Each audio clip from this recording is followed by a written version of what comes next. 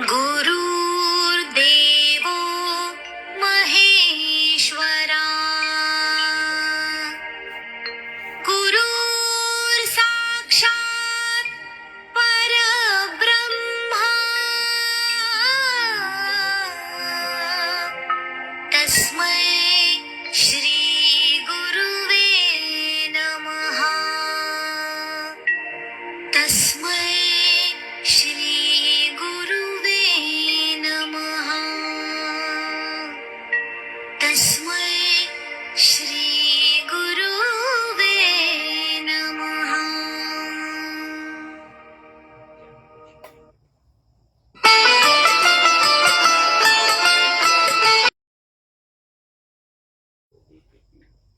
हरिओम ईश्वाय नमः स्वाहा। फिर से ले लो उसी प्रकार, उसको भी पी लो।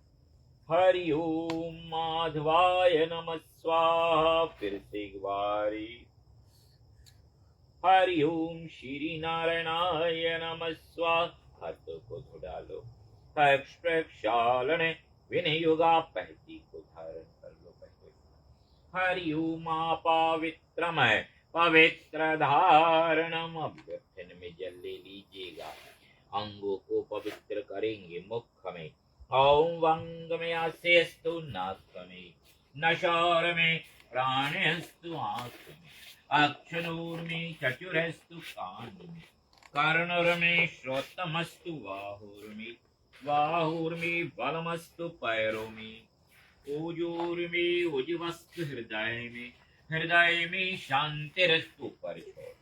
हरिशानि मंगानि तनु से तनवामि सहसंतु। हाथों को धो डालो। पूरी चावली का प्रार्थना कर लो। हरि ओम तत्सत विष्णुर्विष्णुर्विष्णुरे अद ब्रह्मतार तैः स्वे द्वारा कल्पैव भस्मनं दृष्टावं सत्तामि कलयुगे कल्पकं चरणै भरतखण्डे विजुदेव्य मुखं महासे मुखपाक्षाः कृष्णपक्षे अमुखे वारवाश्री मूलवाश्री अमुख नाम सप्ने नाम प्रेत प्रतर्थ स्वर्गात्मा मुख नाम स्तारावती नाम स्प्रेतत्व निवर्ति गीता पाठ श्रवणं च माहं करिष्यते दियतागे। ओम शुभम करोति कल्याणम् आरोग्यधन संपदा शत्रुबुद्धि विनाशाय दीप ज्योति नमस्तुते। फूल चावली करके सभी देवी देवताओं से प्रार्थना कर लो। हरि ओम गुरुर्ब्रह्मा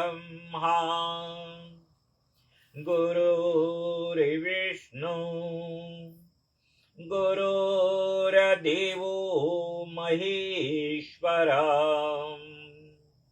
गुरुर्साक्षात् परब्रह्म तस्मै श्री गुरुवे नमः। ओम वक्रतुंड महाकाया सूर्यकोटि संप्रभा निर्विघ्नं कुरु मे देवा सर्वे कार्येषु सर्वदा। सरस्वती नमस्तुभ्यं वरदे कामरूपिणी विद्यारंभं करिष्यामि सिद्धिर्भवतु मे सदा। मां सरस्वती नमो नमः। हरि ओम शांताकारंगे भुजगशयनंगे पद्मनाभं सुरेश्वरं विश्वधारं गगनसदर्शनं मेघवर्णं शुभांगं लक्ष्मीकान्तं कमलनयनं योगिवृद्धानगम्यं वन्दे विष्णुभवैहरणं सर्वलौकिकनाथनम्। ओम वसुदेवसुतं देवं कंसचाणूरमर्दनं देवकी परमानन्दं श्रीकृष्णं वन्दे जगते गुरु। बोलिए हरिश्चंद्र भगवान की देंगे भगवान को चंदन की टीका। हरि ओम श्री खंड चंदनम दिव्यगंधाम सुमनोहरं विलेपनं सुरश्रेष्ठ चंदनम प्रतिगृहताम। दिया में तुलसी माला। हरि ओम श्रीखंड चंदनम दिव्यगंधाम सुमनोहरम विलेपनम सुरश्रेष्ठ चंदनम प्रतिगृहीताम् हरि ओम तुलसी पदाय विद्महे विष्णु प्रियाय धीमहि तन्नो विन्द्रा प्रचोदयात् श्री कृष्णाय नमो नमः में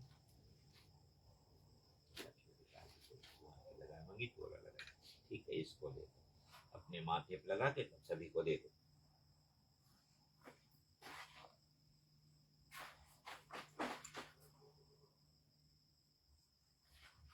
चलते माला ले लेंगे। हरि ओम मलिकादि सुगंधनि मालत्यादिनि वे प्रभु मया तानि पूजार्थम पुष्पांजलि प्रतिगृहीतां श्री कृष्णाय नमो नमः। बोलिए रामचंद्र भगवान की। उपस्थित आदरणीय देवियों माताओं सज्जनों, रोज की भांति फिर पुनः हम लोग एकत्रित हुए हैं उस स्वर्ग आत्मा के निमित्त गीता के पाठ कहने सुनने के लिए। आज हम लोग गीता के तीसरे और चौथे अध्याय को सुनेंगे।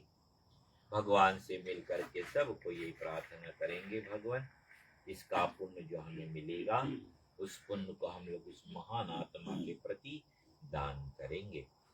हरि ओम। गीता गंगा च गायत्री सीता सत्या सरस्वती ब्रह्म विद्या ब्रह्म बलि त्रिसंध्या मोक्त गैणी अर्धमात्रा चिदानंदा भयधायनी भय नाशनी वेद त्रहि प्रयंता तत्वार्थ ज्ञान मंजरी। अतः कर्म योग। अर्जुन भगवान कृष्ण से प्रश्न करते हैं, पूछते हैं कि हे जनार्दन, जो आप कर्म योग से ज्ञान योग श्रेष्ठ बतलाते हो, तो जो ये भयानक कर्म युद्ध है इसको अर्थात इसमें मुझको तुम क्यों जोड़ रहे हो? जो तूने कभी कुछ मिली हुई बातें कही है, इस प्रकार की बातों से मेरे बुद्धि संदेह में पड़ गई है। आप इन बातों से मेरे समझ में कुछ नहीं आता कि मैं क्या करूं। इससे अभी एक बात निश्चय करके कहो जिससे मेरा कल्याण हो जावे। भगवान बोले, हे अर्जुन, मैंने जो प्रथम इस संसार में तत्व ज्ञान निष्ठा और कर्म योग कहा है, उसमें सांख वालों को तत्व ज्ञान और योगियों को कर्म निष्ठा कहा है।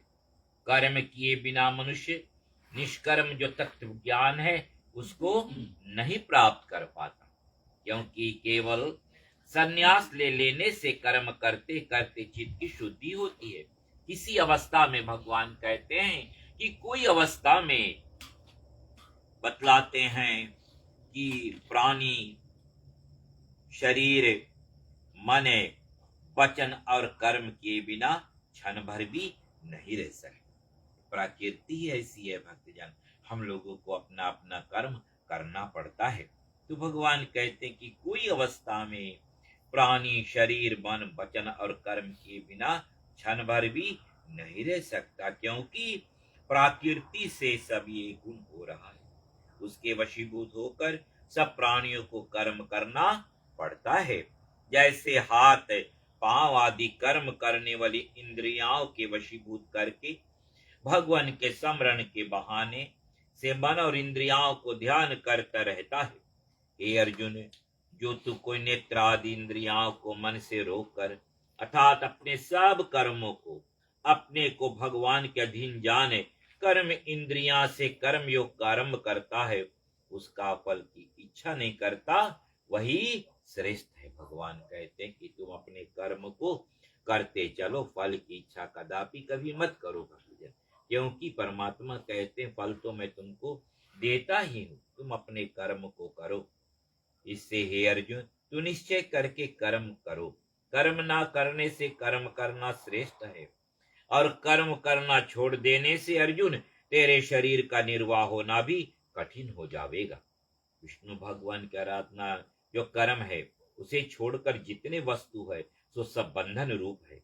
विष्णु भगवान की आराधना के निमित्त तुम निष्काम होकर कर्म करने में प्रवृत्त हो जाओ। अर्जुन भगवान कहते हैं कि जिसकी आत्मा में तृप्ति है, जो आत्मा में लाभकारी संतुष्ट है अर्जुन, जिनकी इंद्रियां विषय में अशक्त नहीं है, ऐसे तत्वज्ञानी पुरुष को कर्म नहीं करना पड़ता। उसके किसी भले कर्म किए का फल नहीं और कुछ पाप नहीं लगता, क्योंकि ज्ञानी अहंकार रहित होते हैं। जो ज्ञानी लोग होते हैं, भगवान कहते हैं उनमें अहंकार नहीं होता अर्जुन। इससे हे अर्जुन, जो फल की अभिलाषा छोड़ कर्म करते हैं उसे मोक्ष अवश्य मिलता है। भगवान कहते जो फल की अभिलाषा को छोड़ कर्म करते हैं उन्हें मोक्ष अवश्य मिलता है भक्तजन। लेकिन हम मनुष्य तो पहले भगवान से शर्त रखते हैं कि मेरा यह काम बन जाए प्रभु, तब हम आपकी पूजन करेंगे। हम लोग तो पहले अपना शर्त रखते हैं भगवान से। कोई भी कार्य करते हैं हम लोग क्या करते हैं, हम लोग पहले भगवान से वचन धराते कि परमात्मा मेरा यह काम बन जाए तब मैं आपका पूजन करूँगा। भगवान कहते हैं कि नहीं, पहले तुम अपने कर्म को करते चलो, फल की इच्छा मत करो। जो फल की अभिलाषा छोड़ कर्म करते हैं उन्हें मोक्ष अवश्य मिलता है भक्तजन। यही सत्य है भक्तजन, यही सच्चाई है।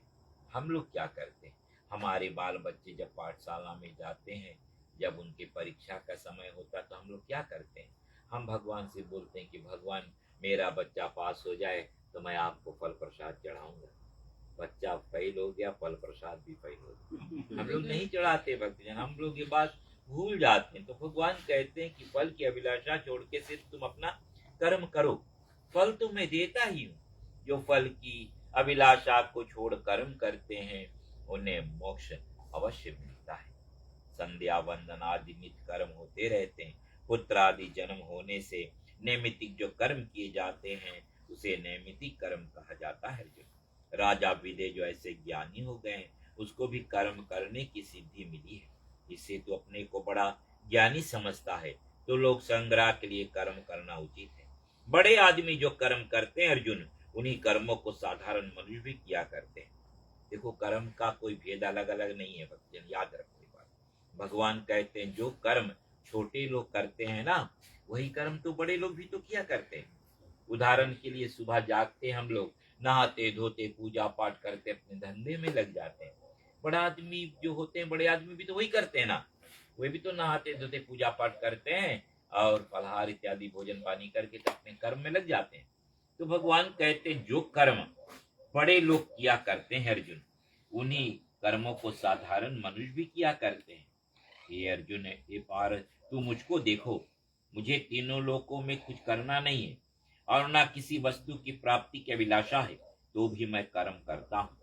जो मैं आलस छोड़ सावधान हो कर्म करने में प्रवृत्त ना हो, तो ये सब मनुष्य सत्कर्म का त्याग कर बैठेंगे, अर्थात कर्म करना छोड़ देंगे। जो कर्म करना छोड़ देंगे तो कर्म लोप हो जाएगा, धर्म नष्ट हो जाएगा। इससे ये सब लोग नष्ट हो जाएंगे, सृष्टि वर्ण संकर होने लगेगी। यह साकार कारण मैं ही ठहराऊंगा। भगवान बताते हैं कि ये सब कारण जो है मैं ही होऊंगा, क्यों मैं कर्म करना छोड़ दिया और ये लोग सब सत्कर्म त्याग कर बैठे। इससे प्रजा को नष्ट करने वाला भी मैं ही होऊंगा।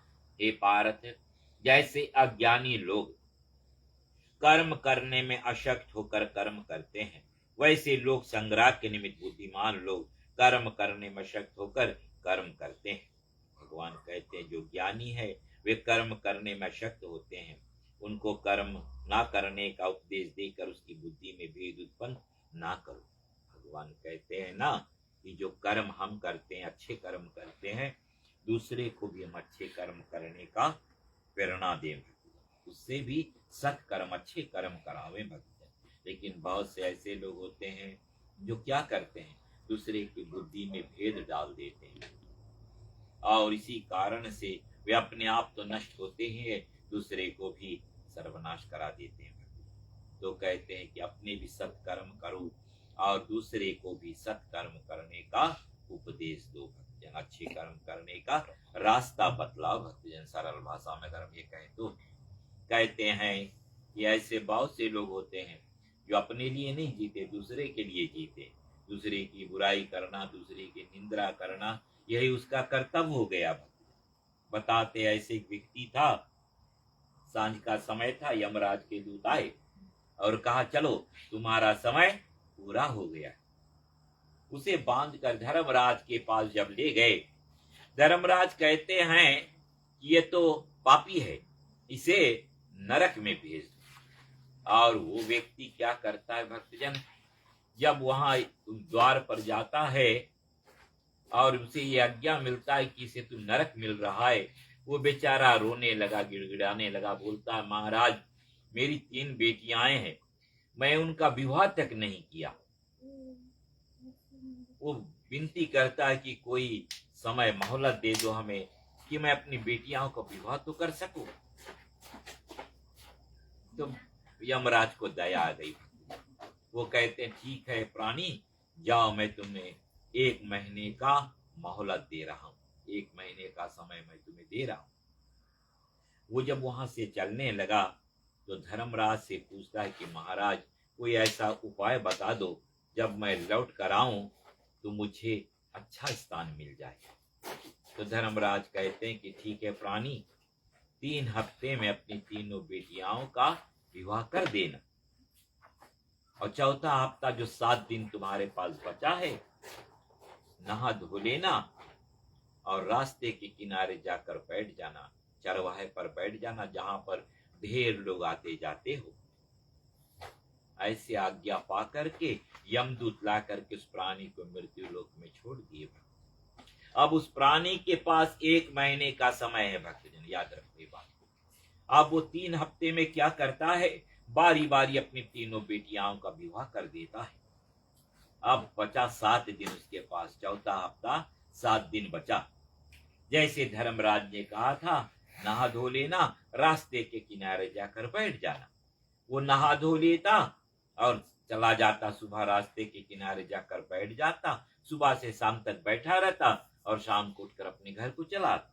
ऐसे 1 दिन बीता, दूसरा, तीसरा, चौथा, 5वां, 6वां, 7वां दिन भी व्यतीत हो गया। 1 महीने का समय समाप्त हो गया। अब जब 7वां दिन पूर्ण हुआ, यमराज के दूत फिर आए और कहा चलो ले करके उस प्राणी को। जब वहां पहुंचे, धर्मराज क्या बोलते हैं कि इसे अब बैकुंठ ले जाओ। अब उस व्यक्ति के समझ में कुछ आया नहीं। वो धर्मराज से बोलते महाराज अभी 1 ही महीने पहले आपने हमें नरक दिया था और आज आप हमें स्वर्ग दे रहे हो, इसका कारण क्या है, समझाकर हमें बताइएगा। धर्मराज मुस्कुराकर बोलते हैं कि देखो प्राणी, 3 हफ्ते में तुमने अपनी तीनों बेटियों का विवाह किया। उसने कहा हाँ महाराज वही किया। धर्मराज बोलते वो तुम्हारा कर्म था, तुम्हारे बच्चे थे, तुम्हारा कर्म था उनका विवाह करना, तुमने किया। बतलाते हैं कि जो चौथा हफ्ता बचा था तुमने क्या किया। वो बोलता महाराज नहा धो लेता, जैसे आपकी आज्ञा थी, नहा धोकर जाकर चरवाहे पर जंक्शन पर बैठ जाता जहां पर ढेर लोग आते जाते। धर्मराज बोलते वहां कौन आता था। तो व्यक्ति बोलता महाराज तो अच्छे अच्छे लोग आते थे। धर्मराज फिर उससे पूछते वो क्या बोलते थे। महाराज कोई गालियां देता था, कोई कहता चोर बैठा, अनेक गिनन गिनन की गालियां उन्होंने मुझे दी, लेकिन मैंने कुछ नहीं कहा। धर्मराज बोलते हैं यही सत्य बात है प्राणी, यही सच्चाई है। वे लोग बोल बोल कर तुम्हारा पाप अपने सर पर ले लिए, इसी कारण से तुम्हारा पाप जो है वो क्षय हो गया, कट गया। इसी कारण से आज तुम्हें वैकुंठ मिल रहा है। तो कहने का तात्पर्य मेरा यही था भक्तजन, हम लोग भी दूसरे की बुराई करते हैं, दूसरे की निंदा करते हैं, वो सब पाप कहाँ जाता है, गौर से सोचो। वो सब हमारे सर पर आता, हम दूसरे के पाप अपने सर क्यों ला दें, क्यों दूसरे की बुराई करें, क्यों की निंदा करें। भगवान इसी प्रकार बतलाते हैं अर्जुन को कि हे अर्जुन, जो मनुष्य प्रकृति गुण से संपूर्ण कार्य हो रहा है, परंतु अहंकार से जो विमूढ़ है वे अपने आप को इस बातों को करने वाला मान लेते हैं। भगवान कहते हैं कि हे अर्जुन, जो गुण कर्म के विभुक के तत्व को जानते हैं वे सात्विक गुण अपने अपने कार्य में वर्तमान है। हे अर्जुन, माया के 3 गुण है, सत्य, रज और तम, जो मनुष्य को अत्यंत मोहित करता रहता है, वही गुण उसके कर्म में शक्त होते हैं।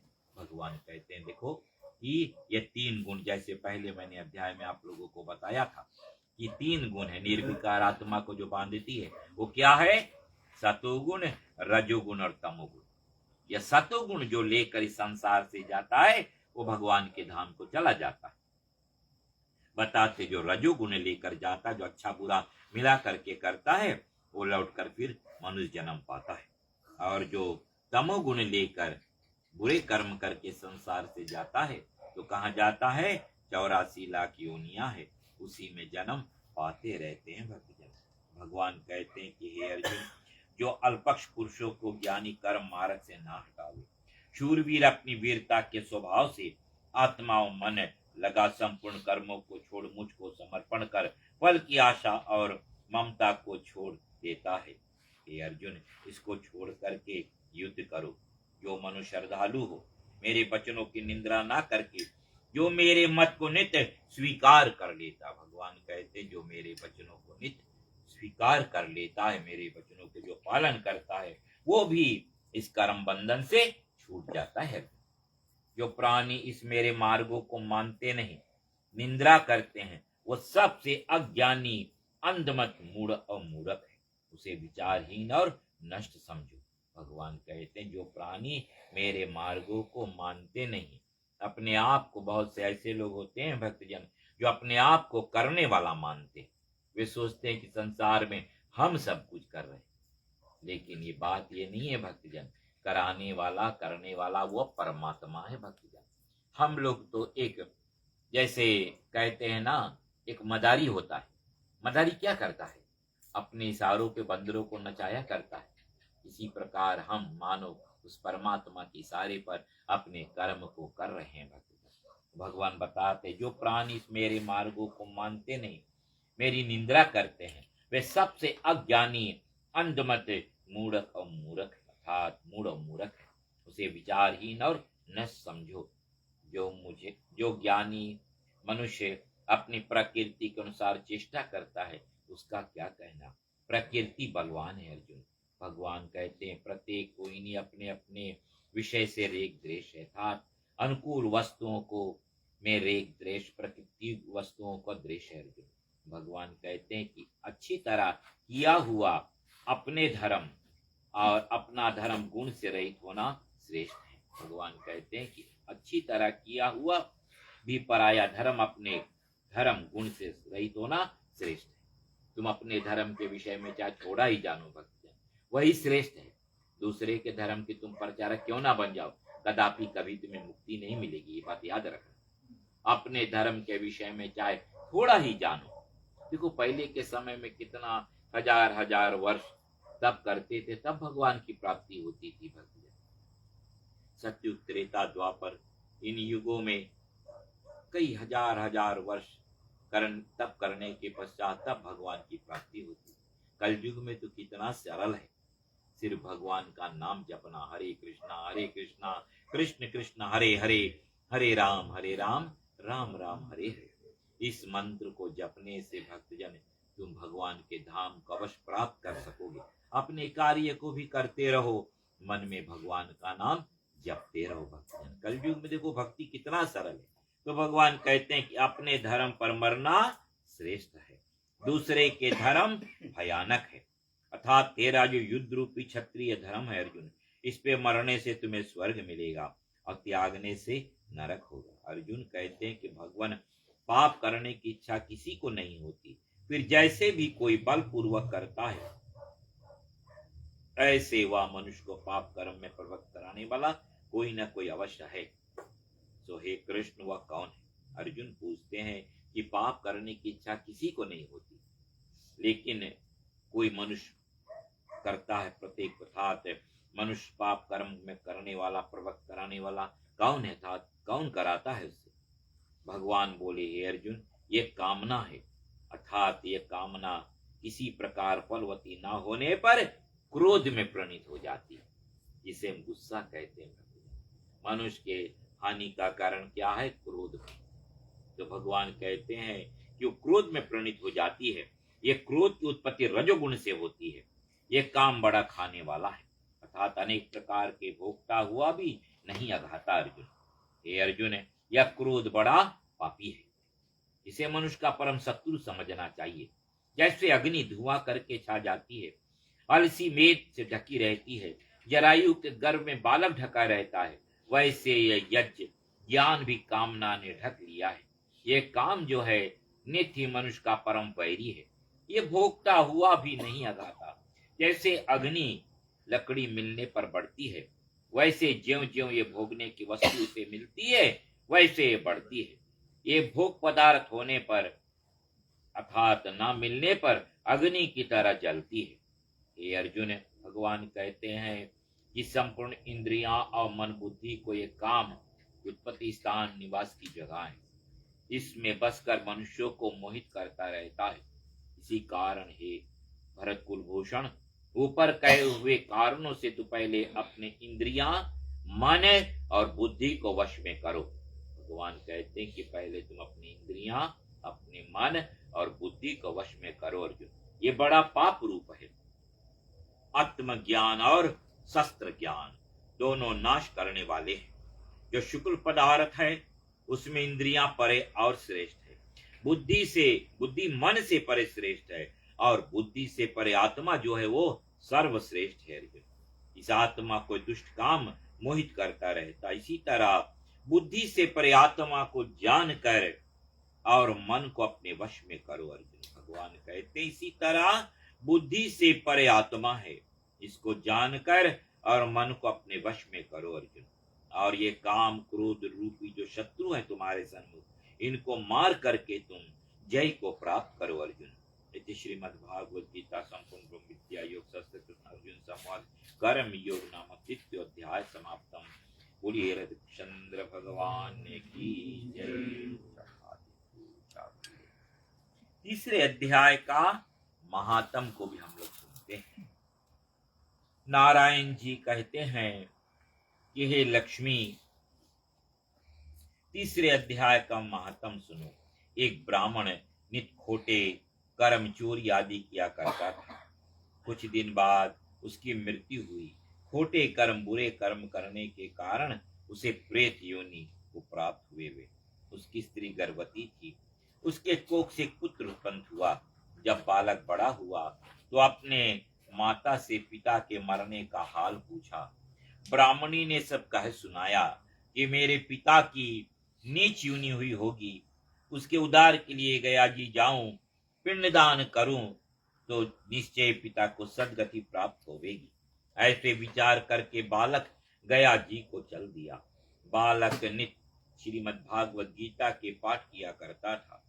रास्ते में एक दिन पीपल के वृक्ष के नीचे बैठकर तीसरे अध्याय के पाठ किया।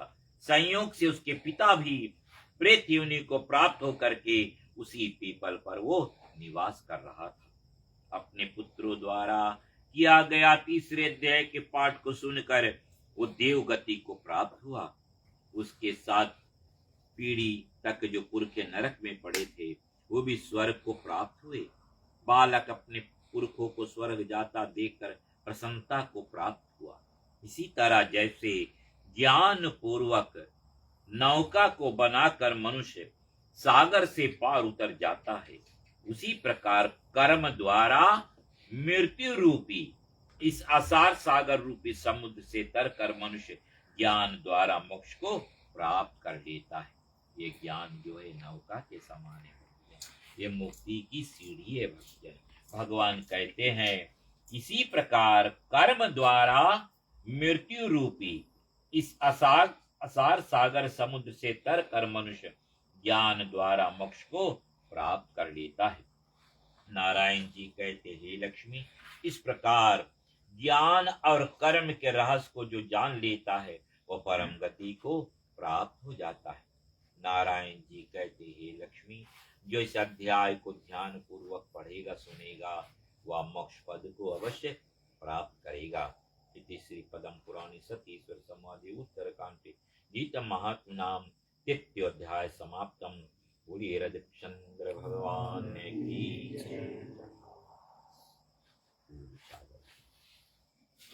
चौथा अध्याय। भगवान श्री कृष्ण से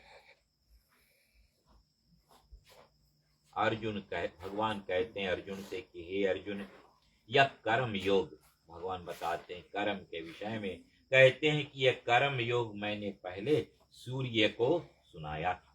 अर्जुन से कहते हैं भगवान कि कर्म योग जो है पहले मैंने सूर्य को सुनाया था।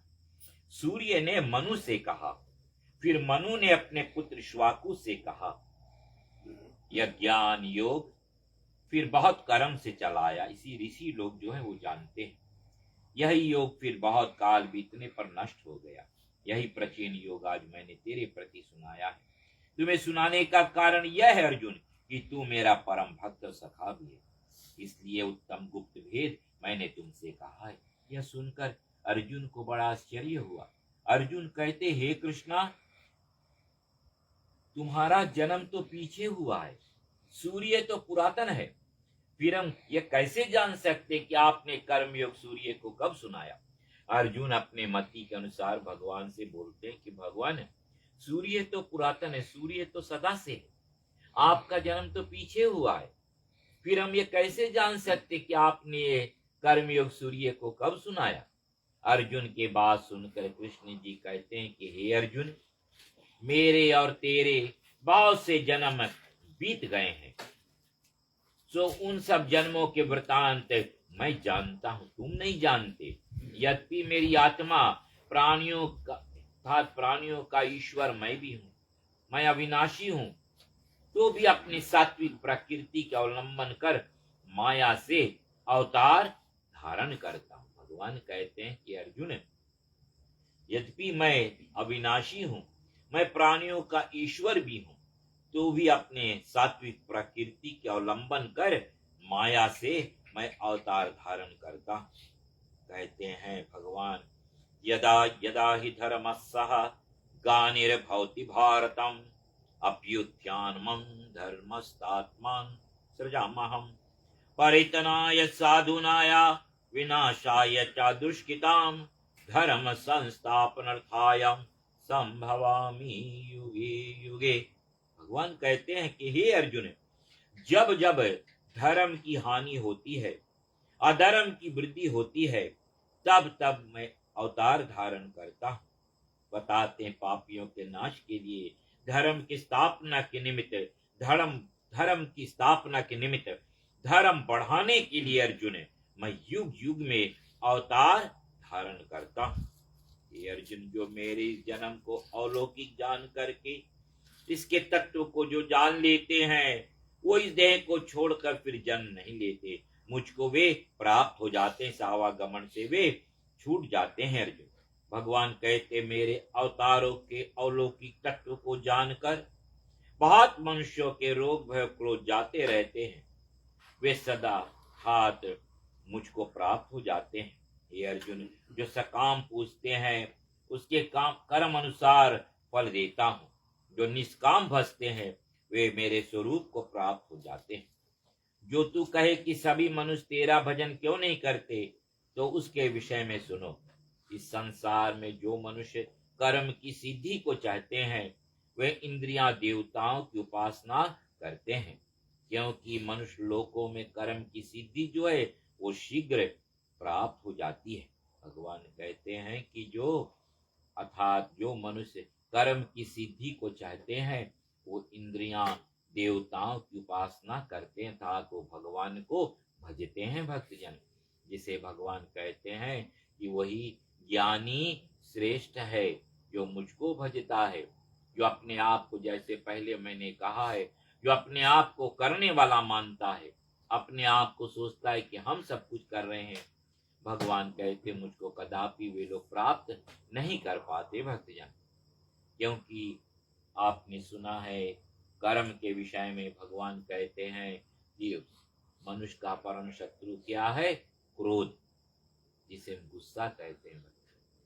एक मनुष्य, एक प्राणी था भक्तजन, हमेशा सबसे लड़ाई झगड़ा करता, अपना क्रोध सबके आगे व्यक्त करता और अपने आप को श्रेष्ठ मानता, सबसे लड़ाई झगड़ा करता। भक्तजन, तो लोग क्या करते, बेचारे मार्ग में जब निकलते तो झगड़ा बचाने के लिए वे लोग दूसरी ओर हट जाते कि झगड़ा ना हो, और इस व्यक्ति का अहंकार और बढ़ता चला गया। ये क्या सोचता अपने मति के अनुसार कि अब सब लोग हमसे डरने लगे।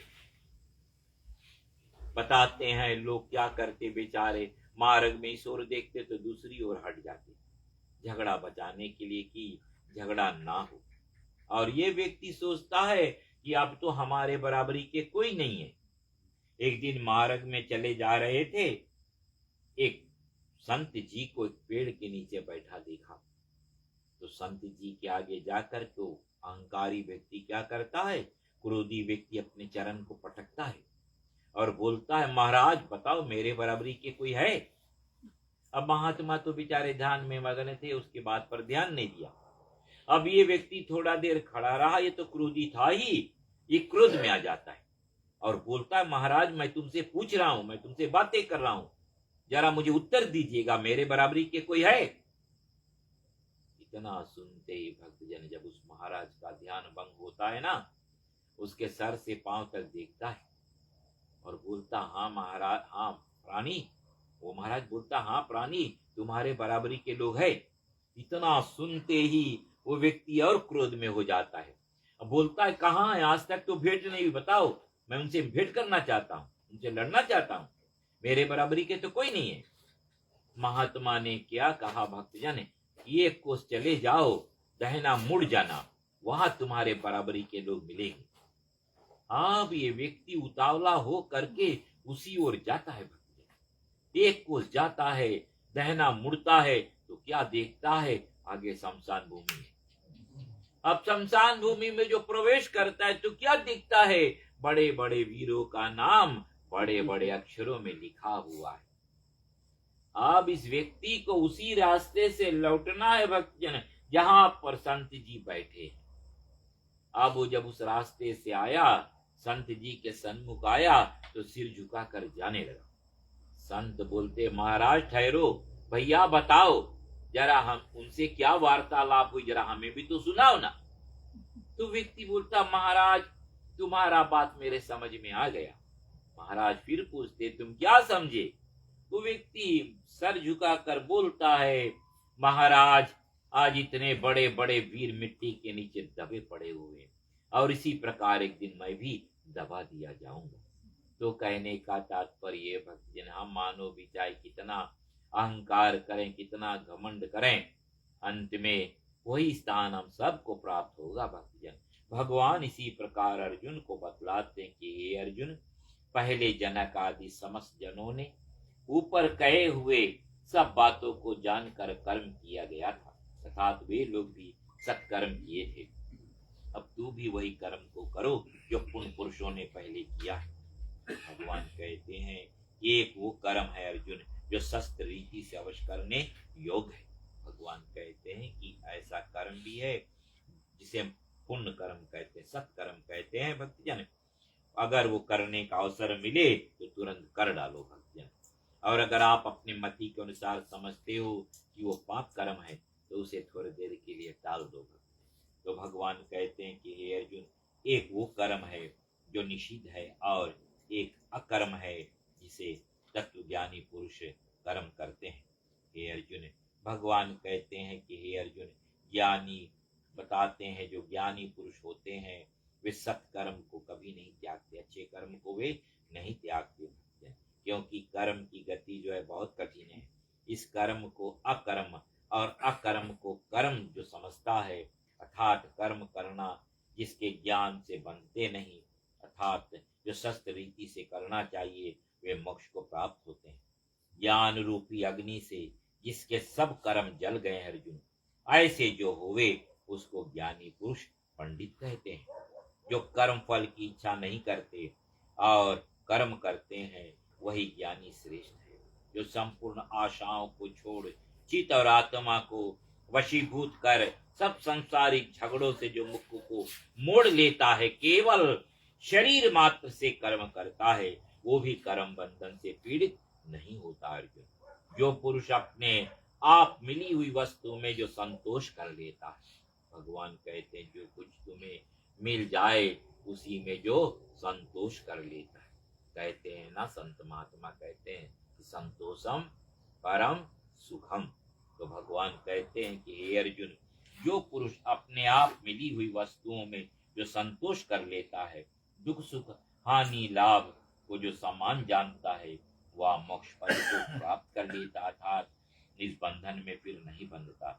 जो भाई बंधु स्त्री पुरुष आदि की आसक्ति से छूट गया है, संसार विष्णु से जो मुख को मोड़ चुका है, वह यज्ञ के लिए जो कर्म करते हैं वे सब कर्म वासना सहित लीन हो जाते हैं। ब्रह्म ही अर्थ है और ब्रह्म ही हवि तथा ब्रह्म रूप अग्नि में यह ब्रह्म ने दिया है।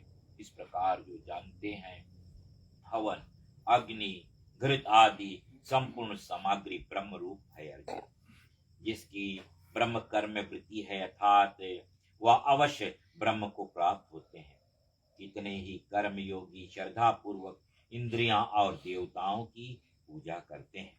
भगवान कहते हैं कि हे अर्जुन, जो अपने नियम पर बड़े तत्पर होते हैं और कितने ही द्रव्य दान और कितने वेद पाठ पाठन रूपी यज्ञ करते हैं। भगवान कहते हैं कि हे अर्जुन, जो यज्ञ नहीं करते उसका ना यालोक है ना परलोक है।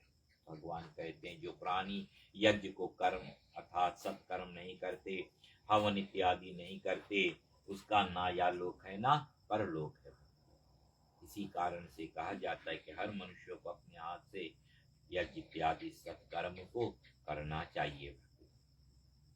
अभी के समय तो बहुत सहज हो गया भक्तजन। हम लोग क्या करते हैं, हम कितने दूर भी बैठे रहेंगे एक दूसरे को छू लेंगे।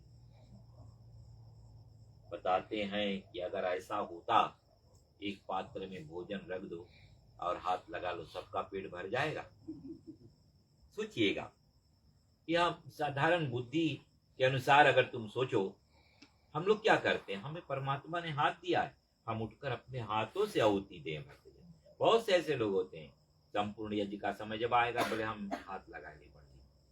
हाथ लगाने से कभी मुक्ति नहीं मिलेगी, याद रख। अपने हाथों से कर्म करो। भगवान अर्जुन को बतलाते हैं कि हे अर्जुन, जो बताते हैं, जो अपने नियम पर बड़े तत्पर होते हैं और जो कितने ही द्रव्य यज्ञ दान इत्यादि वेद पाठ पाठन रूपी यज्ञ करते हैं, और जो यज्ञ नहीं करते उसका ना यालोक है ना परलोक है। बहुत तरह के यज्ञ वेदों में वर्णित है। इन सब की उत्पत्ति कर्म द्वारा होती है। इन्हें जानने से जो जब तेरी मुक्ति हो जाएगी, इसको जानेगे तो तेरी मुक्ति हो जाएगी। द्रव्य यज्ञ से ज्ञान यज्ञ श्रेष्ठ है, क्योंकि जितने कर्म है वे सब ज्ञान में जाकर समाप्त हो जाते हैं। देखिएगा, भगवान कहते हैं कि जो ज्ञान आप लोग आज प्राप्त कर रहे हो, भगवान कहते हैं ये एक तरह का यज्ञ कहा गया है भक्तजन, और वे सब ज्ञानों में जाकर समाप्त हो जाते। जो ज्ञान तुम्हें प्राप्त होती है ना, ये सत्संगत तुम कर रहे हो भक्तजन, ये आत्मा की शुद्धि के लिए भक्तजन। शरीर के शुद्धि के लिए तो हम लोग स्नान कर लेते हैं और सुंदर वस्त्र धारण कर लेते हैं, इस पंच भौतिक शरीर के लिए हम करते हैं भक्तजन। इसको कितना अच्छी तरह से हम देखभाल करते हैं। आत्मा के लिए हम क्या करते हैं, ये सोचो। उसको हम कैसे पवित्र बनावें, उसको पवित्रता ही करने के लिए सत्संगत है। बताते हैं, देखो ना, अगर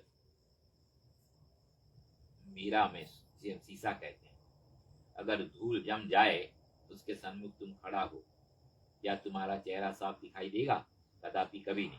और अगर उसी मीरे को, उसी शीशे को एक आईने को साफ वस्त्र से आप पोंछ दो तो आपका चेहरा कितना सुंदर दिखाई देगा। इसी प्रकार यह हमारा मन मंदिर है, इसको पवित्र बनाने के लिए क्या है?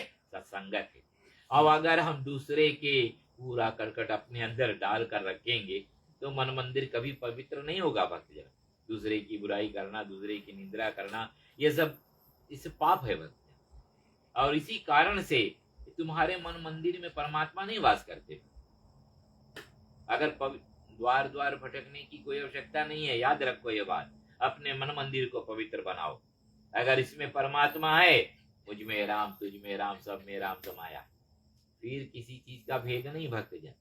तो भगवान इसी प्रकार अर्जुन को बतलाते कि हे अर्जुन, जैसे जलती हुई अग्नि गड्ढक को जलाकर भस्म कर देती, जिसे हम कूड़ा कहते हैं भक्तजन। अग्नि देव जो होते हैं, बताते हैं गड्ढक को जलाकर भस्म कर देती है, वैसे ज्ञान रूपी अग्नि संपूर्ण मोह को जलाकर भस्म कर देती है। केवल ये बात नहीं है कि ज्ञान द्वारा ही पापों से दूर हो जाते हैं। संसार में ज्ञान के समान और कोई वस्तु चित्त शुद्ध करने के लिए नहीं है। जो कुछ मैंने आगे कहा है कि ज्ञान की प्राप्ति करने से तुम्हारा मन मंदिर जो है पवित्र होता है। भक्तजन, अच्छे अच्छे ज्ञानों को सुनो, कथा भागवत सुनो, रामायण सुनो। जब हम वहां जाते हैं तो ये प्रयास करो कि जब हम वहां से लौटे तो कुछ ना कुछ लेकर लौटे। भक्ति, खाली हाथ गए खाली हाथ लौट कर आए तो कोई जाने का कोई मतलब नहीं है। ज्ञान की प्राप्ति करो भक्ति, कुछ ना कुछ उसमें से लेकर आओ और अपने जीवन काल में उसे उतारो भक्ति। तो भगवान कहते हैं कि हे अर्जुन, जैसे जलती हुई अग्नि गड्ढक को कूड़े को जलाकर भस्म कर देती है, वैसे ही ज्ञान रूपी अग्नि संपूर्ण मोह को जलाकर भस्म कर देती है। केवल ये बात नहीं है कि ज्ञान द्वारा पापों से पार हो जाते हैं। इस संसार में ज्ञान के समान और कोई वस्तु चित्त शुद्ध करने के लिए नहीं है भक्तजन। इसी कारण से कहा जाता है कि जो ज्ञानी पुरुष हो उनका संगत करो भक्तजन, क्योंकि अच्छे व्यक्तियों के संगत करने से तुम्हें ज्ञान की प्राप्ति होगी। तो भगवान कहते संसार में ज्ञान के समान और कोई वस्तु चित्त शुद्ध करने के लिए नहीं है। यह ज्ञान कुछ काल पर्यंत अभ्यास करते करते कर्म योग के द्वारा आप ही उपज आता है। अर्थात सत्संगत करने से ज्ञान की प्राप्ति हो जाती है। भगवान कहते कि अपने गुरु का उपदेश को श्रद्धा से सुनने वाले को मोक्ष प्राप्त होता है। जो ज्ञान संत महात्मा देते हैं उसको अपने जीवन काल में उतारो और वो मोक्ष को प्राप्त कर लेता है। जो अज्ञानी श्रद्धा रहित और जिसके मन में संदेह बना रहता है वे नष्ट हो जाते हैं। भगवान कहते हैं कि संदेह रखने वाले को ना इस लोक में ना परलोक में सुख प्राप्त होता है। भक्तजन, कोई भी कार्य करो भक्तजन, संदेह रख के मत करो भक्तजन। भगवान कहते हैं कि जो मनुष्य संदेह रखने वाले को ना इस लोक में सुख प्राप्त होता है ना परलोक में, उसके सुख का नाम मात्र भी नहीं रहता। अर्थात भगवान कहते ईश्वर आराधना रूपी योग से जिनके सब संशय छिन्न भिन्न हो गए हैं, ऐसे आत्मज्ञानी पुरुषों को कर्म का बंधन नहीं होता। कर्म तो केवल लोक संग्रह के लिए है अर्जुन।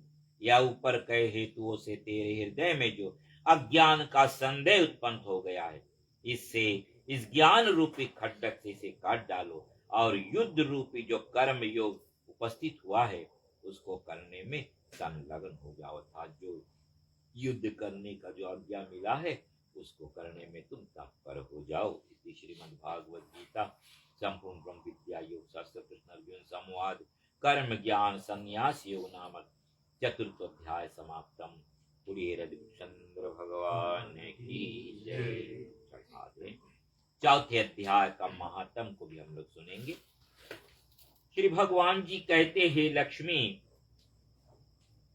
जो पुरुष गीता के पाठ करता है उसके छूने मात्र से अदम देह से छुटकारा पाकर विवेक को प्राप्त होते हैं। लक्ष्मी ने पूछा, हे भगवान, श्री गीता जी के पाठ करने वाले को छूकर कोई जो मुक्त हुआ है, कृतार्थ हुआ है, वो वृतांत सुनावे। नारायण जी कहते, हे लक्ष्मी, तुमको मुक्त हुए पुरुषों के पुरातन कथा सुनाता हूँ। भागीरथी गंगा जी के किनारे काशी नगर है। वहां पर एक वैष्णव रहता था। वह श्री गंगा जी में स्नान करके श्री गीता जी के चौथे अध्याय के पाठ नित्य किया करता था। उस वैष्णव के पास तप ही धन था। एक दिन वो साधु वन में गया। वहां दो वैरिया के दो वृक्ष थे।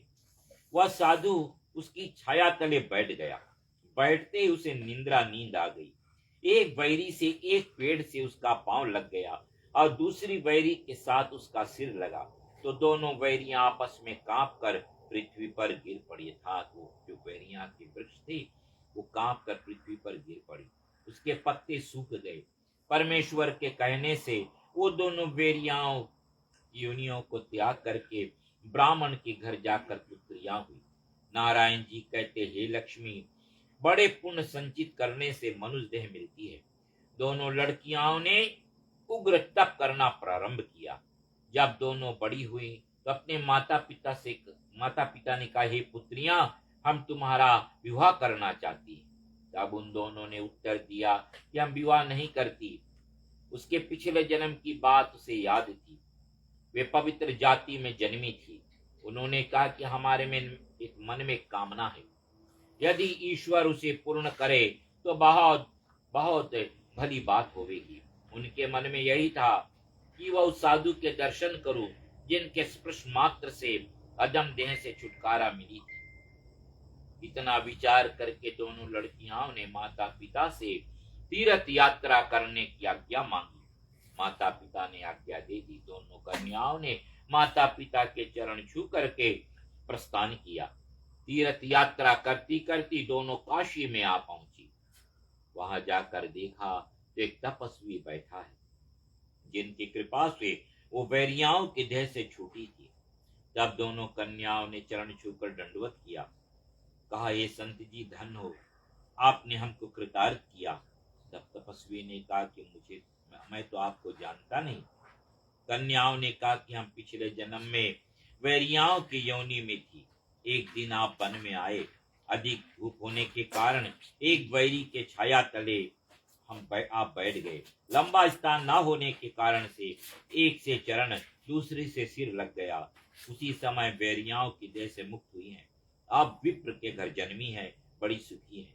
आपकी कृपा से हमारी गति हुई।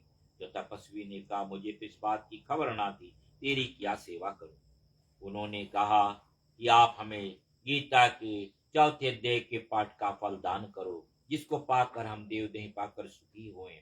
तपस्वी ने चौथे अध्याय के पाठ का फल दिया। उनकी मुक्ति हुई। नारायण जी कहते, हे लक्ष्मी, शंकर भगवान कहते, हे पार्वती, जो भी कोई इस अध्याय को ध्यान पूर्वक पढ़ेगा या सुनेगा, सवश परम गति को प्राप्त होएगा।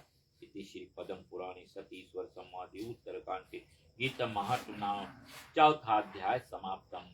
बोलिए हरिचंद्र भगवान की जय।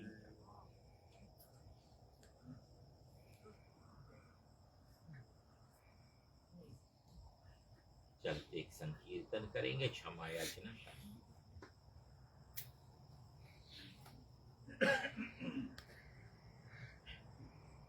जिस देश में, जिस भेष में, जिस हाल में रहो, राधा रमन राधा रमन राधा रमन कहो। जिस देश में, जिस भेष में, जिस हाल में रहो, राधा रमन राधा रमन राधा रमन कहो। जिस रंग में, जिस संग में, जिस ढंग में रहो, जिस रंग में, जिस संग में, जिस ढंग में रहो, राधा रमन राधा रमन राधा रमन कहो। जिस देश में, जिस भेष में, जिस हाल में रहो, राधा रमन राधा रमन राधा रमन कहो। जिस मान में, सम्मान में, अपमान में रहो, जिस मान में, सम्मान में, अपमान में रहो, राधा रमन राधा रमन राधा रमन कहो। जिस देश में, जिस भेष में, जिस हाल में रहो, राधा रमन राधा रमन राधा रमन कहो। जिस नाम में, जिस काम में, जिस धाम में रहो, जिस नाम में, जिस काम धाम में रहो।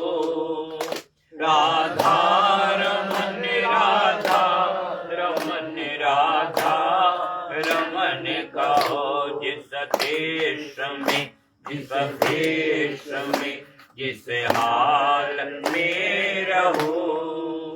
राधा रमन राधा रमन राधा रमन कहो। राधा रमन राधा रमन राधा रमन कहो। राधा रमन राधा रमन राधा रमन कहो। राधेकृष्ण भगवान की जय। हाथ जोड़कर सब इष्टमिन परिवार मिलकर के भगवान से प्रार्थना करेंगे कि हे परम पिता परमात्मन, इस तीसरे और चौथे अध्याय के जो पुण्य हमें मिला है भगवान, इस पुण्य को हम लोग उस महान आत्मा के प्रति दान कर रहे हैं भगवान। इस पुण्य से स्वर्ग आत्मा को सुख शांति और सदगति मिले। ऐसी छोटी सी विनती, सभी लोग थोड़े देर मौन धारण कर।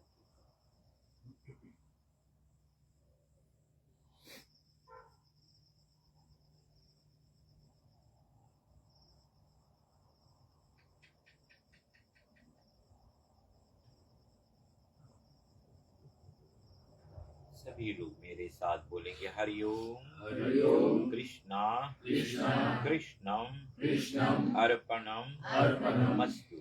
हरिओम हरिओम कृष्णा कृष्णा कृष्णम कृष्णम अर्पणम अर्पणम मस्तु।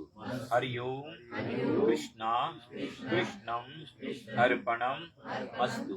पूरी रतिचंद्र भगवान की जय। ओम मंत्रहीनम क्रियाहीनं भक्तिहीनं जनार्दनं यजिन्त मया देवं परिपूर्णं तदस्तमहम् आवाहन न जनामि विसर्जनं पूजा च न जनामि शरणं परमेश्वरम् असतमा सद्गमया तमसोमा ज्योतिर्गमया मृत्युर्मामृतं गमयम्।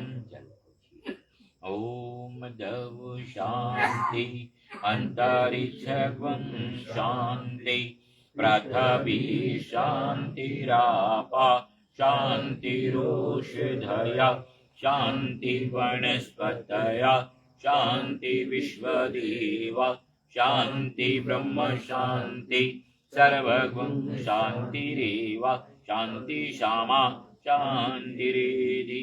ओम शांति शांति शांति। जो भाई बहन फूल चढ़ाना चाहें आके बारी बारी चढ़ा सकते हैं। खड़े होकर बेटा सबको प्रणाम कर दीजिए।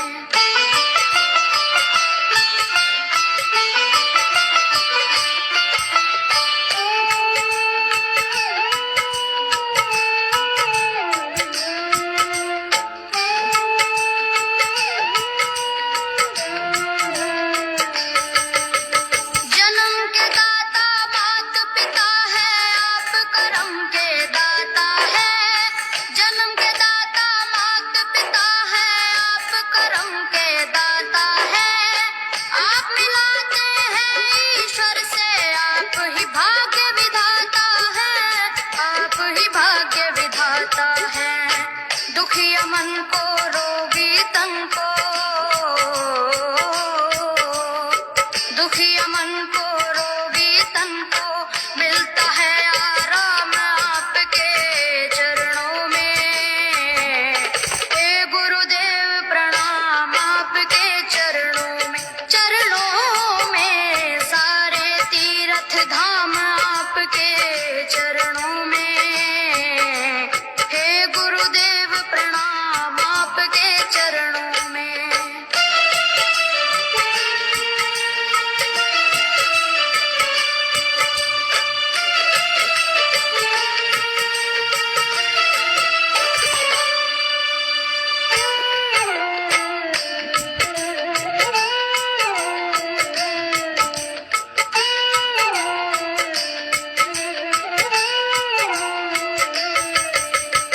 निर्बल को बलवान बना दो, मूर्ख को गुणवान प्रभु। निर्बल को बलवान बना दो, मूर्ख को गुणवान प्रभु। देव कमल और बंसी को भी ज्ञान का दो वरदान प्रभु, ज्ञान का दो वरदान प्रभु। हे महादानी हे महाज्ञानी, हे महादानी हे महाज्ञानी, रहूं मैं सुबह हो शाम आपके चरणों में। हे गुरुदेव प्रणाम आपके चरणों में, चरणों में सारे तीर्थ धाम आपके चरणों में। हे गुरुदेव प्रणाम आपके चरणों में। करता करे न कर सके, पर गुरु करे सब होए। सातों दीवानों खंड में गुरु से बड़ा न कोई, गुरु से बड़ा न कोई, प्यारे गुरु से बड़ा न कोई। मैं तो सात समुद्र की मछली करूं, लेखन सब बन गए राय। सब धरती कागज करूं, पर गुरु गुण लिखा न जाए, प्यारे गुरु गुण लिखा न जाए। सारे तीर्थ धाम आपके चरणों में। हे गुरुदेव प्रणाम आपके चरणों, चरणों में सारे तीर्थ धाम आपके चरणों में। हे गुरुदेव प्रणाम आपके चरणों में। मेरे बाबा हाय, मेरे बाबा, मेरे बाबा, मेरे बाबा, मेरे बाबा।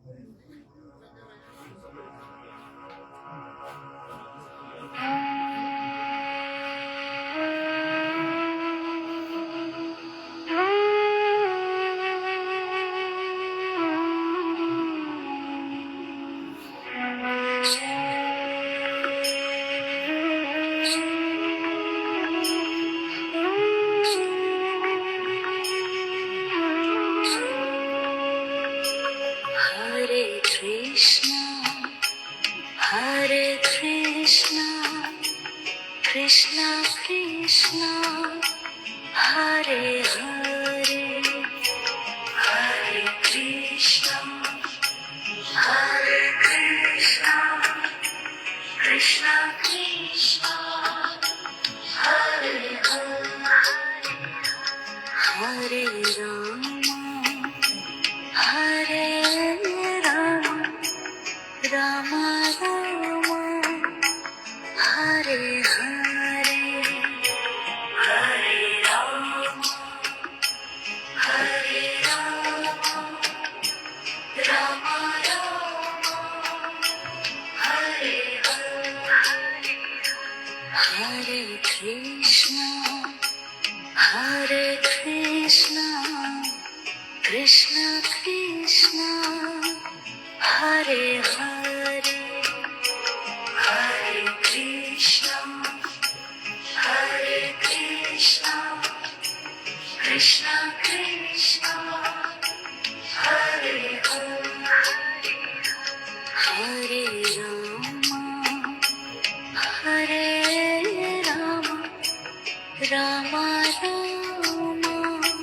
Hare Hare, Hare Rama, Hare Rama, Rama Rama, Hare Hare, Hare Krishna, Hare Krishna, Krishna Krishna, Hare Hare.